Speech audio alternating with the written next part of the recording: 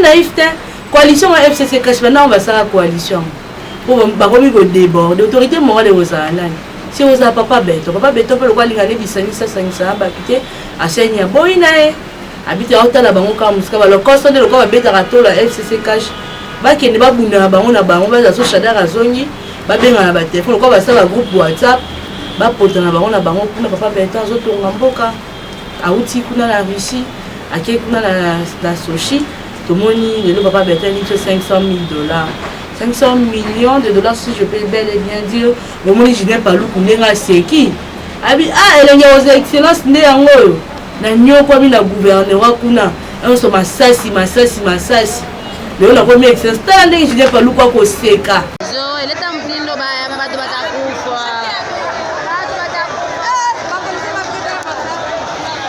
Kalemini danger, Kalemi tout bon en général, Tango Fort, chargé d'opération, Zoé, Kitu Ginanuka, Bouizi Napita.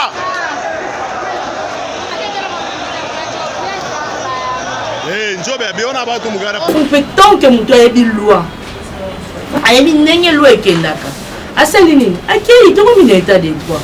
Ne va le président finir les passés. Son papa va bien finir les passés. Yo soko yebi ke. Oh, kinganya bomaka ndeko nanga saka ndeko nanga mabe kende ko funda ba ko benga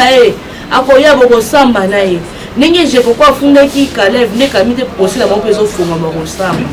ninge bilo be fo sala siko to moni pe bato a part lisanga bonga ngazu courage wana wapo to kotala na nous ba sengi na gouverneur a renouveler na noa donc abande la maloba o ya lobi ketango fora ya be na osinga na papa beto il faut déboulonner FARDC wana ba traître basé belé pour que il suffit que ba kenda ta mbanza mateke ba kenda ba teke kuna ba ki oluka ba recruter ba militaire à sika il faut ça là parce que ba on va lingi trop est trop ba katanga wana il faut vraiment tout changer vraiment mon salaire de tambola Congo France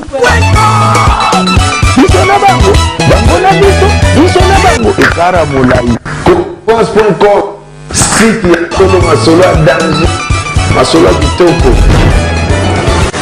CongoFrance.com Balandia Congo France bo malam na kati ya tranche notre sur la tellement solo politique ya mboka Congo lelo vraiment tozo sur la marque etamboli papa béton fachi béton tamboli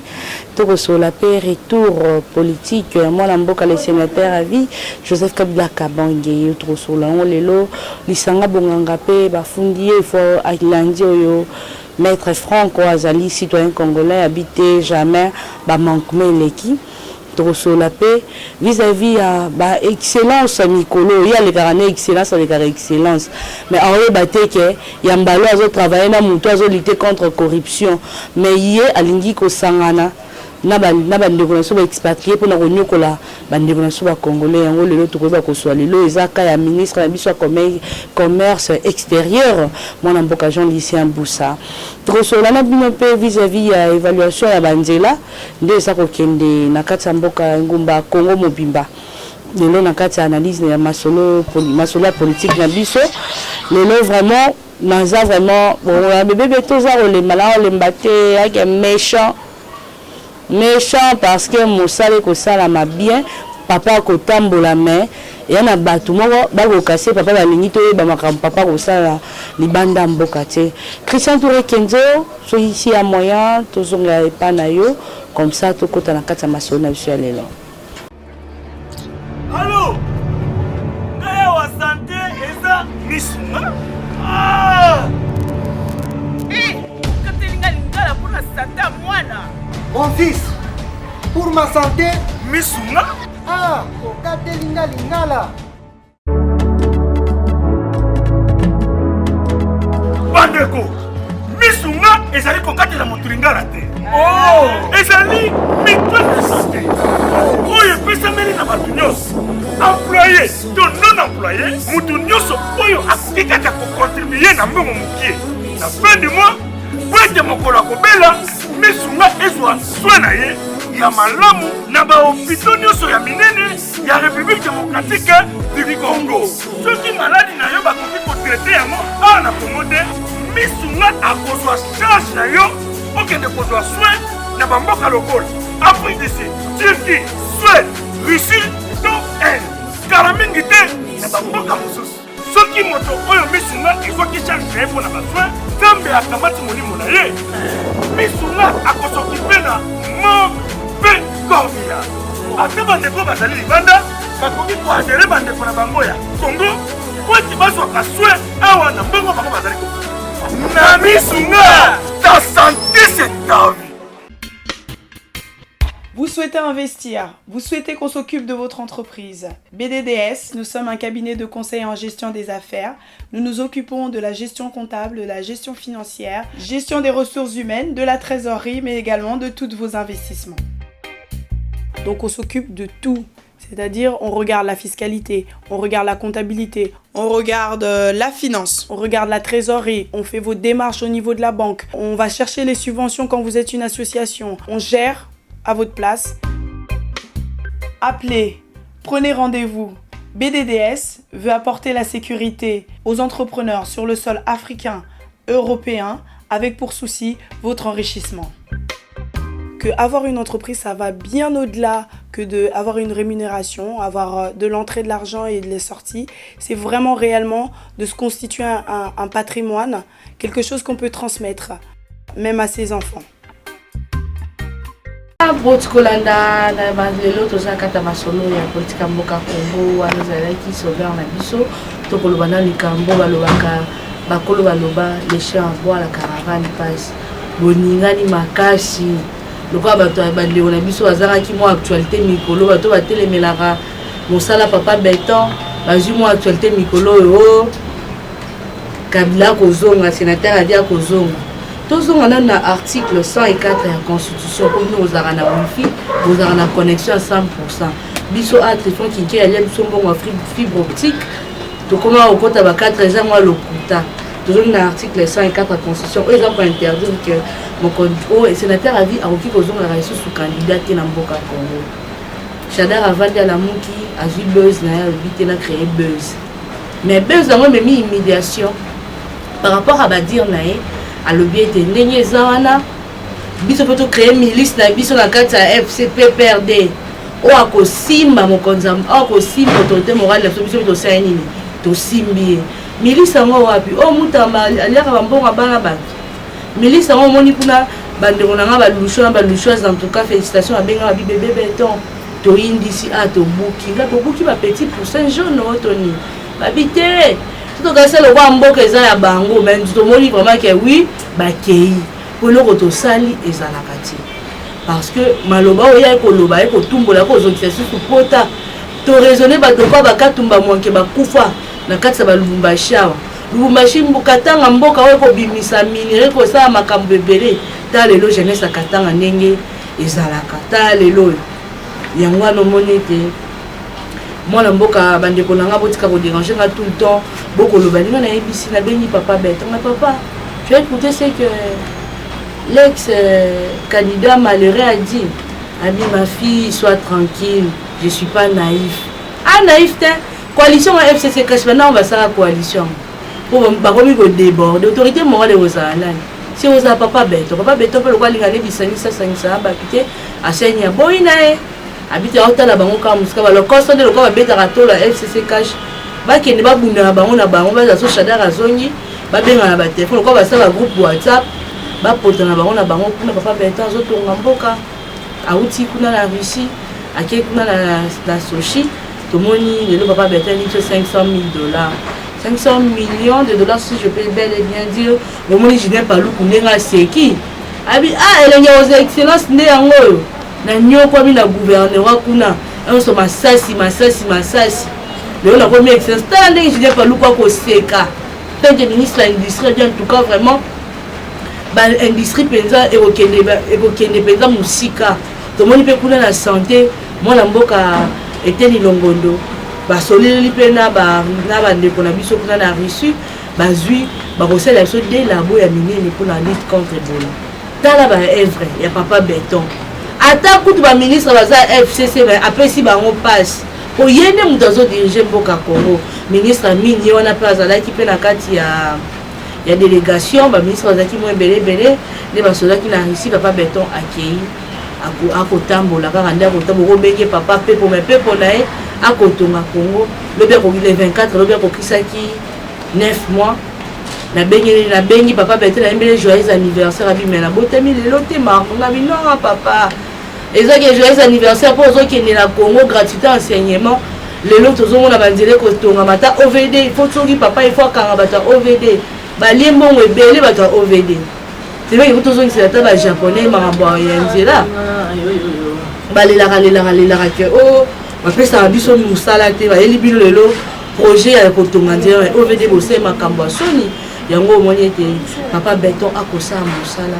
namoni kuna na kalemi babengi nga bébé Beton lali nga abi te nalali te naosala mosala naosurveille kaka papa bisika azali partout po papa na confiance ya motu lisusu te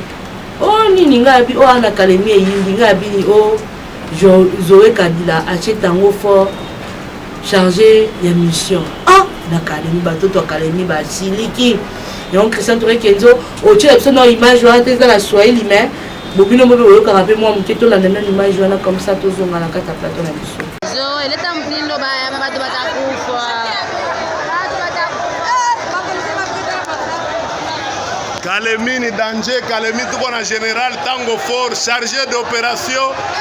Zoé kitu kinanuka bwizi na pita.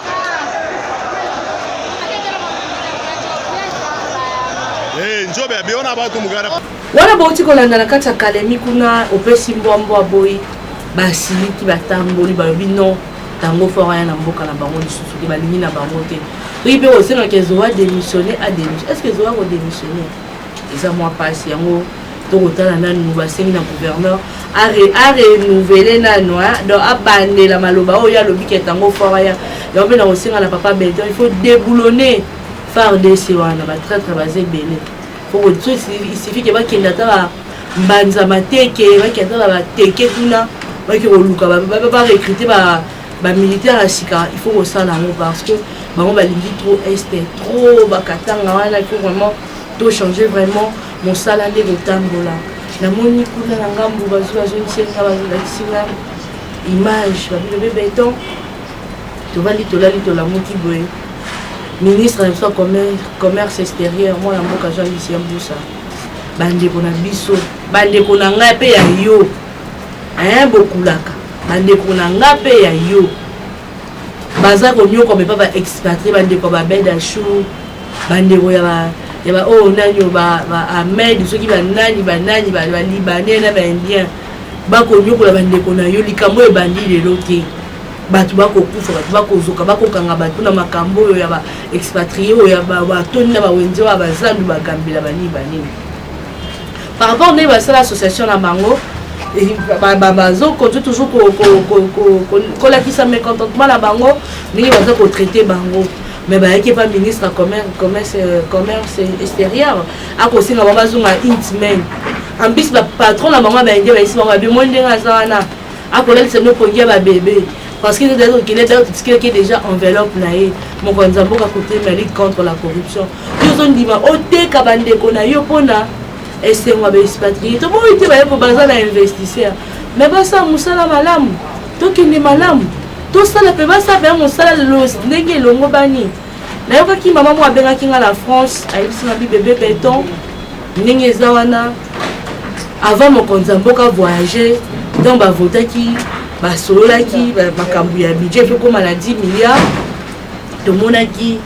oyo tobengi les pacificateurs jusqu'au bout mwana mboka Vital Kamerhe azalaki na conseil des ministres mama alobi nga telemaki naza mwana kini ya série 1901 donc ezalaka te directeur ya cabinet fa azala libanda beye Beton toboyi te yo mpo oza kodéfendre papa mais faut koyebisa papa kulutu ntongo papa aza kosolola makambo ya mboka il faut kozala libanda babinga na sepelaki na eloko wana te protocole ya chef de l'état bobongisa mosala place ezalaki président na baministre na ye directeur ya cabinet il fallait se camoufler mopanzi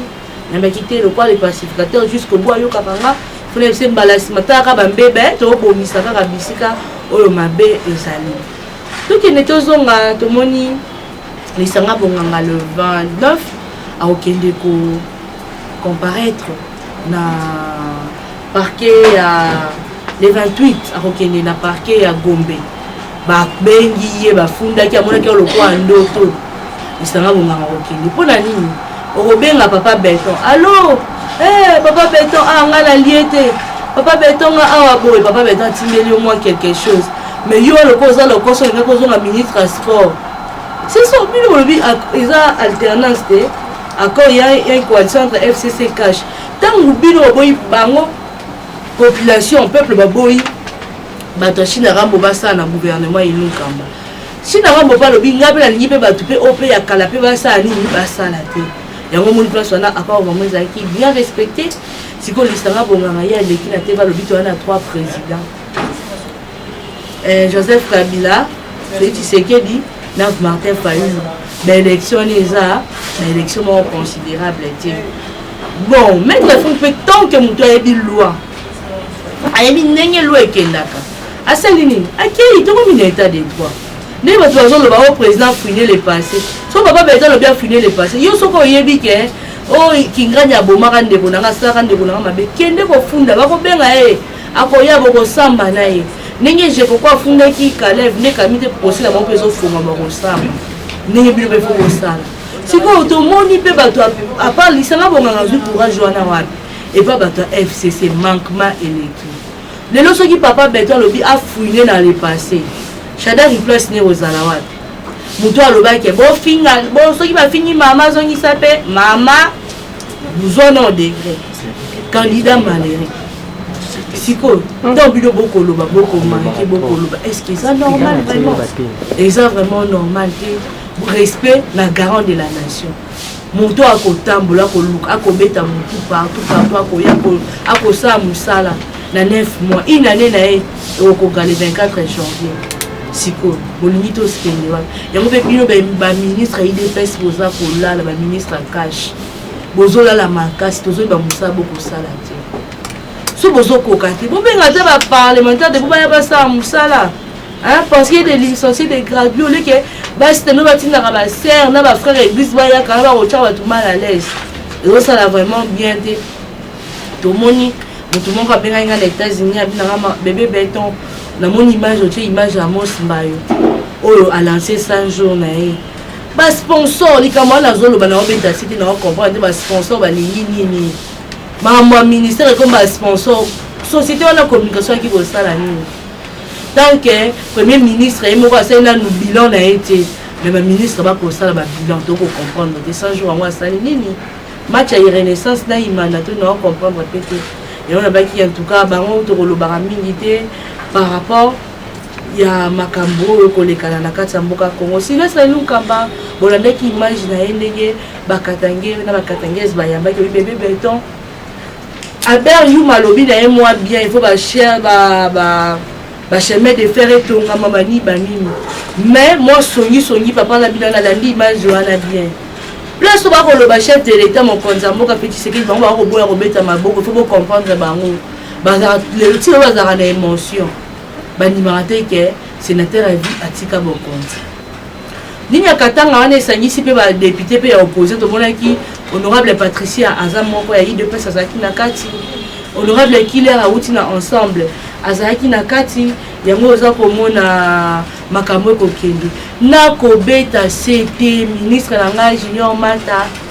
vice ministre bébé Beton aza très naza osilika ya makasi oyo ministre docteur mais nga abengaki mon yaya excellence po akomi excellence Yves Mboul na koloba Gelo Milambo oyo aza ndeko na bino aliti mosika wana toana benzo bolongola ye na kinkolo bomema ye na nécropole bosala Pierre Tombal po lelo mpe so bose retrouve na baposte ministre eza mpona mwa ya mobali wana ata bobwakisa famille ata bokendaka kotala mama wana te ata bokendaka kotala papa wana te mwana bango akota mabele mpona papa Fachi Beton yango na kosenga mpe cabinet ya chef de l'état tokokuta na les pacificateurs bolakaka mama ti lelo avandaka na mabele alelaka mwana ye d'autre part mpe so mpe ya na biso mpe azalaki mais lelo mpe alingai mpe azala excellence mais toyebi ke botrika ye eza na makambo ya nzambe maintenant kosenga nde fo bosala Pierre Tombal mpo mwa mobali wana akota mabele mpo na lelo Fachi Beton avanda lelo na bokonzi ya makambo so oyi kobimisa te mais ti décembre so ko c'est Pierre Tombal te wan so to bimisa siko makamnyoso pour to tala bino mutebi ke maman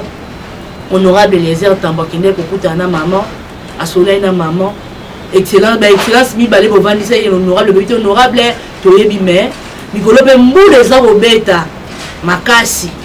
siko place ba tiende ko na bino ndeko na biso eza ko sala bien te na sengi na ba combattant ya partout au monde entier o bo soutenir à mon konza mboka bolinga ke papa Beton musale ke biso Gélon Milambo aza combattant ya tongo akota mabele pona lelo mon konza mboka vanda lona kiti wana batu bayebi lisolo o bayebi mais ti décembre so ba c'est Pierre Tombal ke tokoya tokoloba makambu ya Gélon Milambo ko sala vraiment pas si mingi to comme la so ke na suka papa Beton bientôt là aux na Kinshasa koya ensemble musala na e to kende to ko senga na mo konzambo gouverneur à ville à Kinshasa bo peut zoni Kinshasa bo soto par rapport à nini to moni banzela mbula le pona bima na ya studio zunga temps vraiment ponzela pasi mai do mai suki la batuti na ba makolo mai zo déborder à bosakanate to comprendre Kinshasa bo peut to mweza wapi do bolina no bolia mo konzambo kaka mbongo bima pour protéger tout le monde pour plaire aux expatriés et pour ça là vraiment pas si mingi to comme ko chuter to ko zoli kambo ya suka oh vraiment et ko ça la mettre au bina bébé Beton to moni ba élève ba zu ba bis ba IDPS est-ce que IDPS ministre ya enseignement azala kuna liba konga avant na 10e rue ngabinaemi na ngai tela mususu DJ Bidimbo wa za vice ministre azaki anda bengaki bana ba mela moi gâteau to tika ba fertilité to préparer 2023 za kolia to kola mka to kota 2023 secrétaire général na ministre Luka o planté IDPS partout na babandundu ba mal koti ça partout na ministre force dans la soudé Nabande kona yo ba parlementaire débat président parlementaire débat 70% d'ato kundango d'ato loni yango pato niati yango mambeta pour 70% na déjà les gens ont na effet monter pour les ministères déjà dans au salama ba ministre va ba sert église ba frère église ba sita ba mo ya tongo va na mobile akomo ba mo mso sa ku ba restaurant cuisine comme na katia ya ba cabinet on a pas ngamba na ba laisser mo mangu ba ya bien dans comme ministre il faut aller kana beta pe beta pa vie misu bazo ya komata ba pepo o ya voyager ndenge nini ba docteur ba kolela ba mi ba professeur ba enseignant ba kolela bino kaka pepo e bona ngo pe kami esi na ngo déjà mais comme il kamke to ke ko luka pona ibole comme ni bilo ka kolia de ko sala vraiment pas si mingi tozo kende na likambo mosusu ya pas si pe mawa makambo ko sala eza bien dit. Ce qui papa Beton il faut RTN sana to déboulonner on va na directeur on a tika kinga china rambo on a tika kinga mama Olive on a il faut to déboulonner RTN président de la République a retiré ici il est directeur à presse présidentielle a une vidéo à 10 minutes faut to ça le coupage on to zona M-Pesa to na Orange Money balinga basela no ka musala ka ya ofere karabon pona nini bongo porte-parole à opposition na qui mutu mwa benga na comprendre le bina bébé Beton il faut Maurice Katumbi azo esika na parce que ça ba député ebelé Maurice Katumbi ça ba député belé bébé Beton akolanda makambu o DV ya kolobate kolanda o makambu Pierre Lumbi ya kolobate kolanda nyonso na te na tuni na mutuna lelo chebe ya na mabele Pierre Lumbi azaka na conseiller ya sénateur à vie batu babaje dossier comme na sambu bani na nyazaraka Pierre Lumbi a des questions yambaki na rassemblement de Kongo ça makamona ba délice sanga tolé luba ya kuta boma na e parti depuis les kaka ka député aboma parti délice sanga yo na envol et yo kana lisusuté donc to ko senga ba dona ça IDPS pour préparer 2023 pourtant on peut perdre ba lobete tozo kozonga en 2023 pourquoi tete ke ba ko cha candidaté to kota na guerre to kokene na guerre pour ba mo baza ko créer ba ministre na bango donc Chadara Koloba mende yona amoni kabi ya lokwa afachi a saboter biso akiko bali makambo sanction betenga mona ke boke ba bosamba makase mso otika la kuna bakoki mpo kotika mpe kuna na États-Unis bamwa ou ake CPI donc lere mosusu ye mpe andimi na ye atuma nde mbeka mpona baninga akende na compte baninga nyonso yango wana tozosenga vraiment merci vraiment na bayo ya biso bandeko na biso oyo balandaka biso na kati ya Congo France merci na on a bien Christian Chiboui, merci à Papa Benoît, Papa Mathieu Bayaka, puis toujours la de Lausanne, Papi Maïdela Empire Basket. Merci beaucoup. On a bien Gisèle Tatimer de monter ma page qui on a couple Kanyaka. La Pessimbo de pas évangéliste Guillaume Massi, vous évangéliste de l'Arcabani. Christian Touré Kenzo, Olivier, même tout Koutani Balasima. Allô?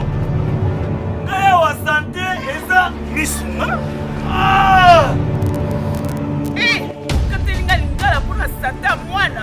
Mon fils, pour ma santé, Misuna? ah, kokate linga lingala.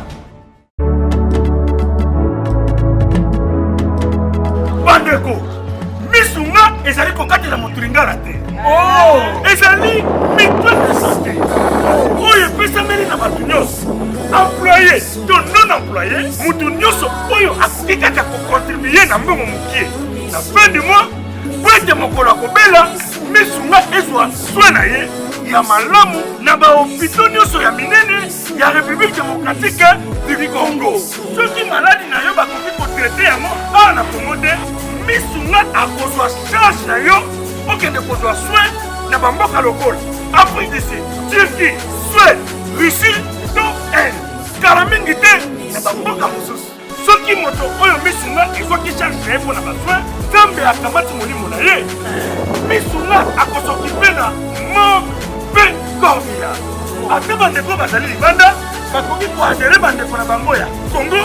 po eti bazwaka soin awa na mbongo bango bazali kokoki. Na Misuna, ta santé c'est ta vie.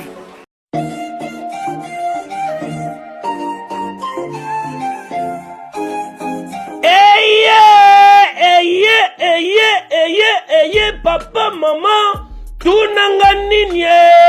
eloko tozalaki kozela yango yo pona ba séjour na bino eleka malamu na Kinshasa Kin Label, agence de location de voitures de luxe awa na Kinshasa, ba memelu bino bongo Power Buzz Car oyo bazali na équipe na bango professionnel, bazali na disposition na bino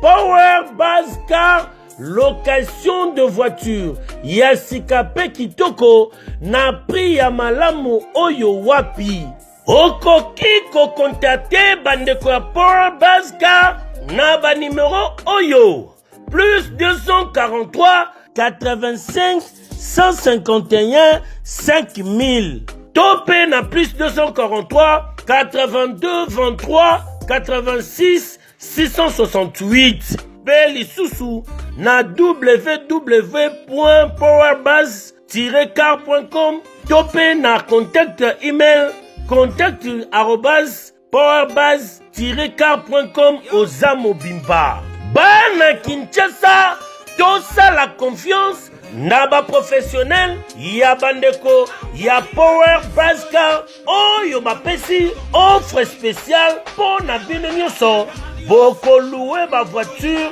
pendant un mois na séjour na bino oyo bozali na yango awa na kati ya Kinshasa. Benga ndeko mobali ndeko mosi bandeko ya Power Buzz Car po bazali ba meilleur na domaine ya location ya ba voiture de luxe. Power Buzz Car eye kosilisa ba tracasserie nyonso ya transport ya ba délégation spéciale na bino ya famille pe ba transport nyonso privé oyo bozali na yango. Solution ezali kaka se moko Power Buzz Car oyo ezali solution ya suka po na déplacement na bino nyonso express. Po na likambo ya qualité pe quantité na eta mituka nulle part ailleurs au Kokuta yango kaka na Kinshasa en particulier pe République démocratique Mobimba kaka epa ya bandeko ya Power Buzz Car avec impact. Power Buzz Car musala ya ba professionnel pe na sécurité nyonso. Power Buzz Car le travail des professionnels. Eh, que yo! Oui!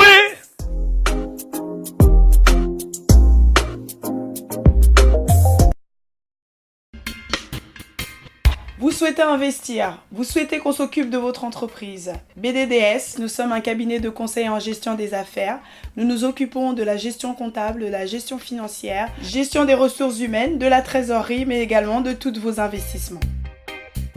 Donc on s'occupe de tout. C'est-à-dire, on regarde la fiscalité, on regarde la comptabilité, on regarde la finance, on regarde la trésorerie, on fait vos démarches au niveau de la banque, on va chercher les subventions quand vous êtes une association, on gère à votre place. Appelez, prenez rendez-vous. BDDS veut apporter la sécurité aux entrepreneurs sur le sol africain, européen, avec pour souci votre enrichissement. Que avoir une entreprise, ça va bien au-delà que d'avoir une rémunération, avoir de l'entrée de l'argent et de la sortie. C'est vraiment réellement de se constituer un patrimoine, quelque chose qu'on peut transmettre, même à ses enfants. Congo France